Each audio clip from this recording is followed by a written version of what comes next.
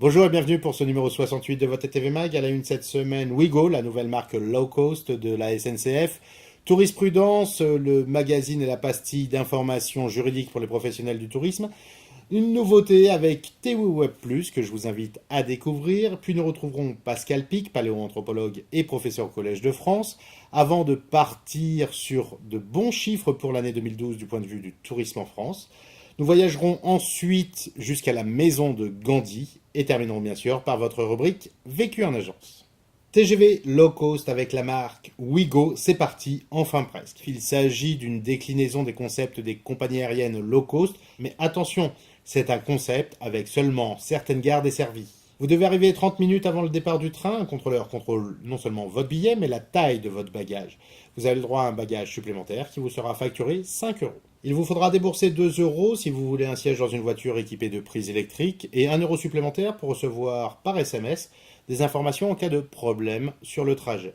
L'ensemble de la commercialisation se fera bien évidemment par Internet. Et avec des billets non remboursables et échangeables avec pénalité. La SNCF met donc en vente 400 000 billets à 10 euros l'unité, avec un premier départ le 2 avril, 3 allers-retours au départ de Marne-la-Vallée par jour et 5 le week-end. Cette semaine, nous vous proposons de retrouver Emmanuel Liop, avocat au barreau de Paris, qui vous conseille sur les modifications de forfait avant le départ. La modification d'un élément essentiel du contrat de voyage, lorsqu'elle intervient avant le départ du client, est un des cauchemars des agents de voyage. La règle numéro 1, c'est l'information au client dans les meilleurs délais, par un moyen qui permette d'en accuser réception. L'agence doit être très claire sur l'élément qui est modifié, de manière à ce que le client puisse se rendre compte s'il peut accepter cette modification ou s'il va devoir la refuser. Retrouvez donc l'ensemble de cette chronique Tourisprudence sur Tourisme TV. Au travers des nombreux échanges que nous avons eus avec vous ces derniers mois, nous avons eu la confirmation que pour certains, le web et les outils Internet restent un peu obscurs. Nous avons donc décidé de vous proposer une nouvelle émission TWeb+, pour mieux connaître le web, savoir que faire et ne pas faire. Découvrons tout de suite quelques images de la première émission destinée plus particulièrement aux débutants du web, qui a pour thème comment évaluer votre site Internet, notamment en parlant de l'ergonomie. L'ergonomie, le troisième point à évaluer, consiste à placer les bons éléments de votre site aux bons endroits. Pour évaluer l'ergonomie de votre site internet, allez voir chacune de vos pages et vérifiez bien qu'il n'y a pas de cul-de-sac et que vous proposez sur chacune des pages une navigation facile et les actions que vous voulez que votre visiteur fasse sur votre site. Je vous laisse découvrir cette première émission en intégralité sur Tourisme TV et salue la démarche de vulgarisation et de simplification de notre chroniqueur Adrien. Nous avons le plaisir de rencontrer Pascal Pic, paléoanthropologue et professeur au Collège de France, qui nous explique l'adaptabilité et le changement au cœur des problématiques actuelles des professionnels du tourisme. Le point important dans l'adaptation, c'est de se dire que, en fait, nous vivons sur des adaptations du passé, et si, même encore, nos réussites continuent sur un schéma que l'on connaît bien, il faut toujours se poser cette question chaque matin. À partir de quel moment je suis capable de me dire que ce qui a fait mon succès jusqu'à présent ne suffira pas demain? Pour 2 raisons. D'abord parce que des événements qu'on ne contrôle pas peuvent interférer avec nos métiers, c'est-à-dire bouleversement climatique, événements géopolitiques, donc les touristes, les professionnels du tourisme le savent.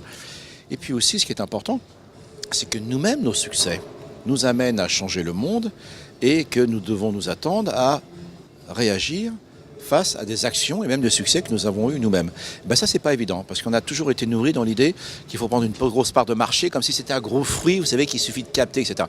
En prenant ce fruit, vous changez l'arbre. Donc, il faut savoir qu'au bout d'un moment, vous ne pourrez plus avoir les mêmes fruits. Donc voilà, donc ça s'appelle l'adaptabilité. Et toujours être capable d'être réactif dans ce qu'on appelle la course de la reine rouge, c'est-à-dire courir le plus vite possible pour rester à sa place. Une bonne nouvelle, le tourisme a généré 77 milliards de revenus en France en 2012, soit 7% du PIB. Les chiffres devraient être affinés dans les prochaines semaines pour tenir compte des dernières semaines de 2012.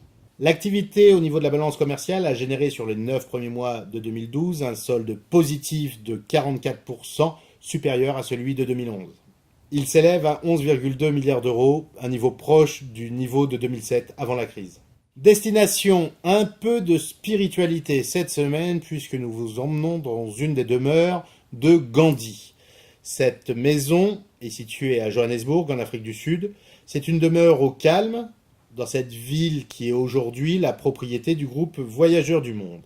Un lieu simple, empreint d'histoire et de sérénité. Y passer quelques heures au pouvoir y séjourner permet une découverte plus importante du rôle et de la démarche de l'avocat indien qui passa plusieurs années de sa vie en Afrique du Sud avant de devenir le leader politique et guide spirituel que tout le monde connaît.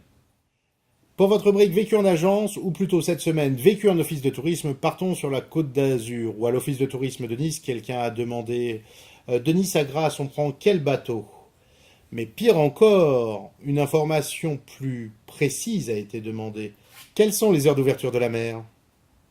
Enfin, dernier exemple, savez-vous à quelle heure passent les méduses? Voilà ce que vivent certains de nos confrères dans les offices de tourisme. Bonne saison à tous, merci de votre fidélité, portez-vous bien et à la semaine prochaine.